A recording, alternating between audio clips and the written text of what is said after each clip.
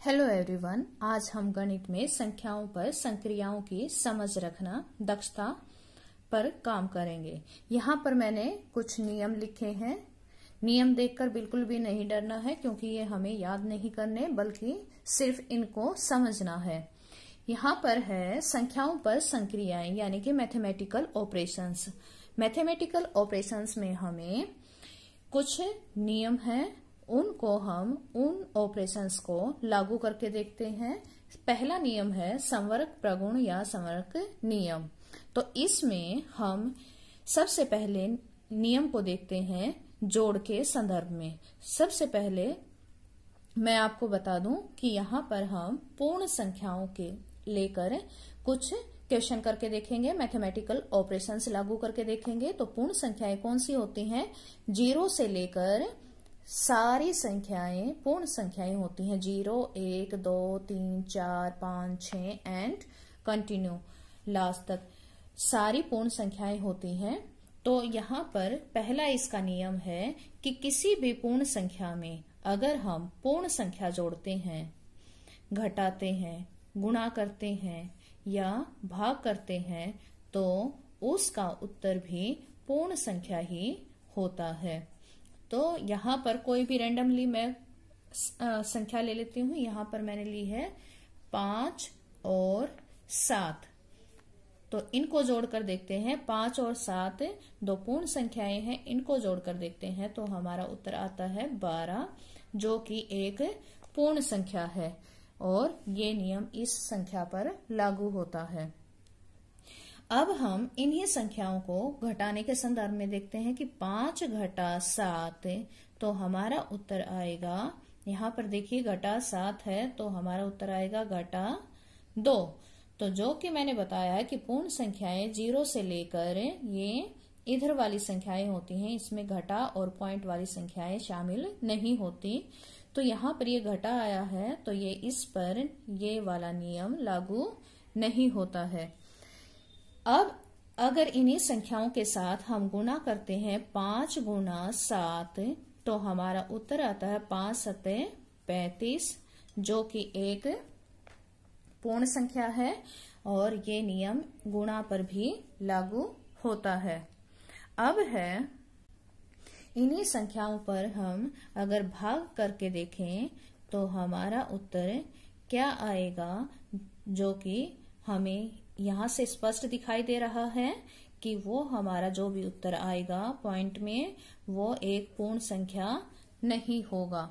तो हमने देखा कि संवर्ग प्रगुण नियम जोड़ पर लागू होता है, घटा पर लागू नहीं होता, गुणा पर लागू होता है और भाग में लागू नहीं होता। अलग अलग संख्याओं के लिए अलग अलग परिणाम होते हैं, क्योंकि यहाँ पर हम 5 और 7 की जगह कोई भी संख्या ले सकते हैं। नेक्स्ट है क्रम विनिमय नियम। इस नियम में हमें क्या करना होता है कि कोई भी दो संख्याएं, जैसे कि मैं यहाँ पर 2 और 4 ले लेती हूँ और इनको पहले हम जोड़ते हैं तो हमारा उत्तर आएगा 2 + 4 6। क्रम विनिमय होता है क्रम का बदलना।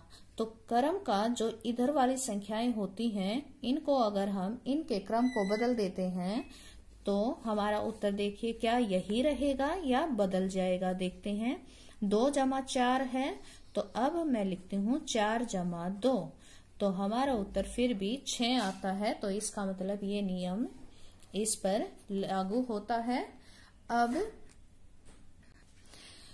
यहाँ पर मैं घटा करके देखती हूँ 2 घटा 4 तो हमारा उत्तर आता है घटा 2।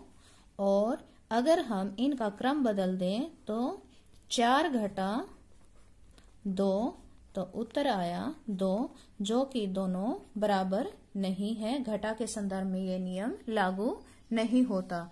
अब इन्हीं संख्याओं पर हम गुणा करके देखते हैं। 2 गुणा 4 तो 2 चौके 8 और इन्हीं का क्रम बदलने पर 4 गुणा 2 तो हमारा उत्तर फिर भी 4 दूनी 8 तो आया है। तो गुणा के संदर्भ में ये नियम लागू होता है। अब भाग करके देखते हैं।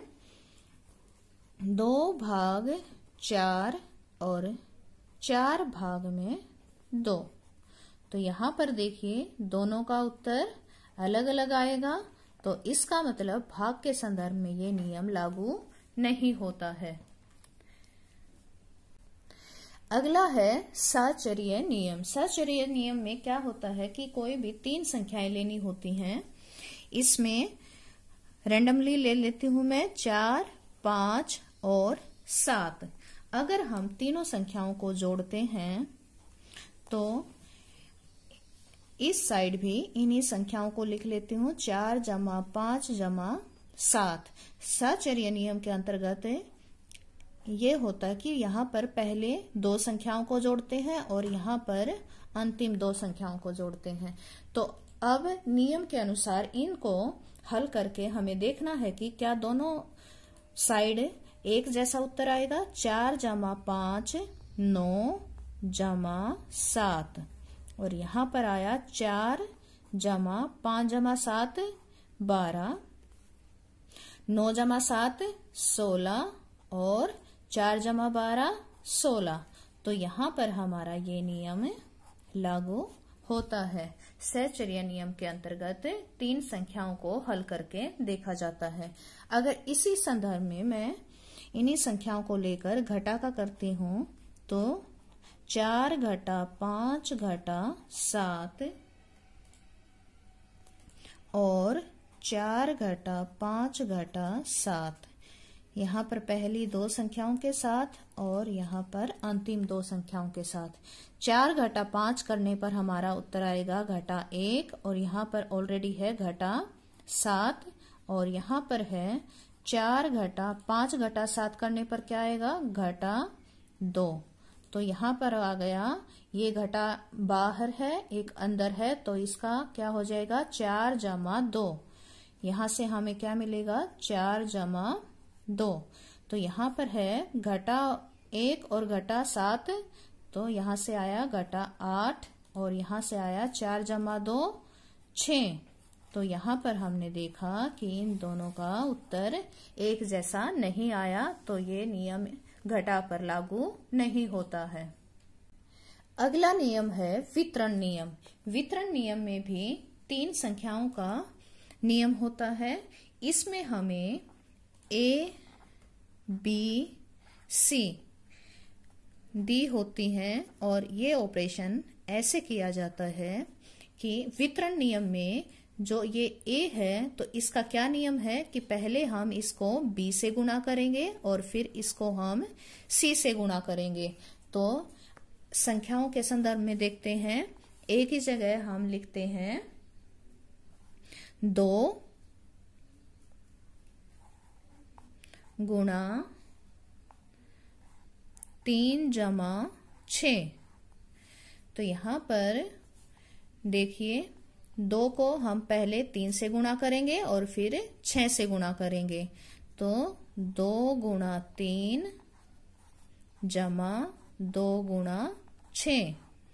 तो 2 तिये 6 जमा 2 छिक 12। तो हमारा उत्तर आया है यहाँ पर 18, जो कि एक पूर्ण संख्या है और ये वितरण नियम जोड़ के संदर्भ में लागू होता है। अब इसी को हम घटा के संदर्भ में करके देखते हैं। तो यहाँ पर 2 गुणा, यहाँ पर सिर्फ अंदर की संख्याओं का चिन्ह बदलना पड़ेगा, जमा की जगह मैंने यहाँ पर घटा कर दिया। तो करते हैं, 2 को पहले हम 3 से गुणा करते हैं और फिर हम घटा 2 का गुणा 6 के साथ, 2 तिये 6 घटा और 2 छिक 12। तो यहाँ से हमारा उत्तर आया घटा 6 और घटा का 6 है, जो कि एक पूर्ण संख्या नहीं है। इसी प्रकार हम देखते हैं कि जोड़ के संदर्भ में वितरण नियम लागू होता है। इसका उत्तर हमारा एक पूर्ण संख्या आया है, जबकि घटा के संदर्भ में ये नियम लागू नहीं होता है। अगला योगात्मक प्रतिलोम। योगात्मक प्रतिलोम बिल्कुल आसान होता है। जो भी संख्या दी होती है उसका अपोजिट चिन्ह, उल्टा चिन्ह हमें लगाना है। जैसे कोई संख्या 3 है, हमें 3 दी है, तो इसका योगात्मक प्रतिलोम क्या होगा? घटा 3। 8 दी है तो इसका योगात्मक प्रतिलोम क्या होगा? घटा 8। 5 दी है तो क्या होगा? घटा 5। 11 है तो क्या होगी? घटा 11। इस प्रकार जमा के चिन्ह के साथ हम इसका अगर योगात्मक प्रतिलोम लिखेंगे तो वो उधर जाके घटा का हो जाएगा। इसी प्रकार गुणात्मक प्रतिलोम है। प्रतिलोम का मतलब होता है अपोजिट। तो गुणा का अगर कोई भी संख्या है, जैसे यहां से मैं लेती हूं 3 दिया है तो इसका गुणात्मक प्रतिलोम क्या होगा? 1/3।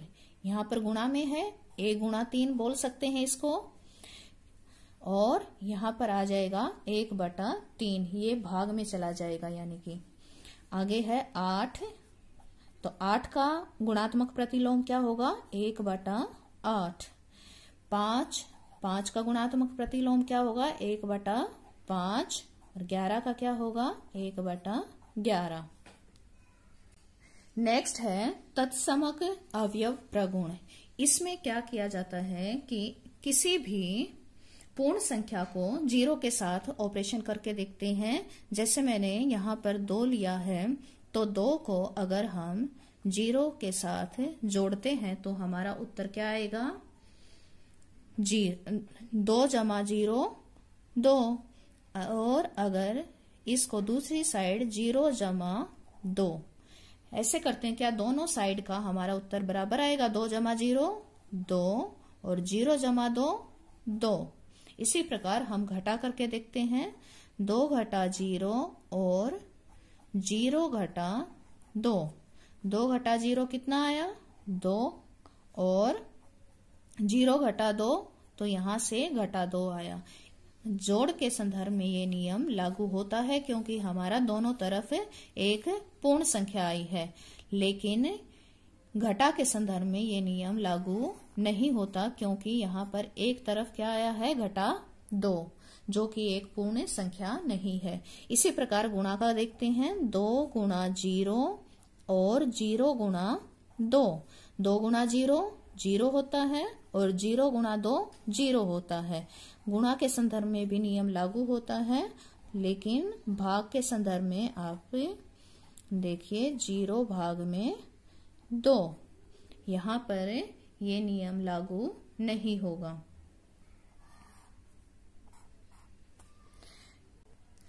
ये वाला आपको अगले वाले नियम में अच्छे से समझ में आ जाएगा। अगला नियम है भाग के प्रगुण। भाग के नियम होते हैं कि अगर हम किसी भी संख्या को 0 से भाग करते हैं तो उसका उत्तर इन्फिनिटी अनिश्चित आता है, जिसका हम उत्तर नहीं निकाल सकते। और अगर 0 को किसी संख्या से भाग दिया जाता है तो हमारा उत्तर 0 आता है। पहला नियम क्या हुआ कि किसी भी संख्या को 0 से भाग दिया जाता है तो हमारा उत्तर अनिश्चित होता है, और अगर 0 को किसी संख्या से भाग दिया जाए तो उत्तर 0 होता है।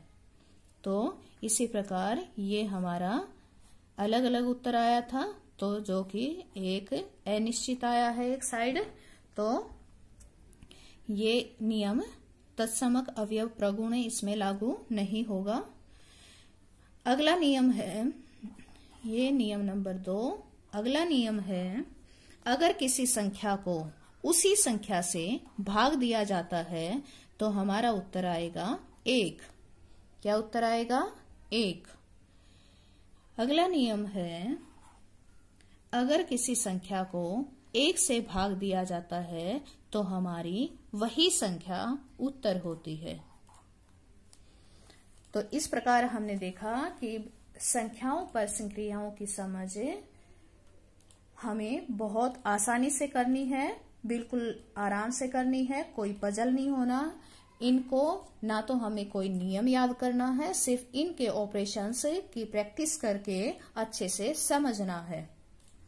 उम्मीद करती हूँ कि आज का टॉपिक आपको अच्छे से समझ में आ गया होगा, और ये से केवल आपकी प्रैक्टिस से ही अच्छे से आपको पक्का हो जाएगा।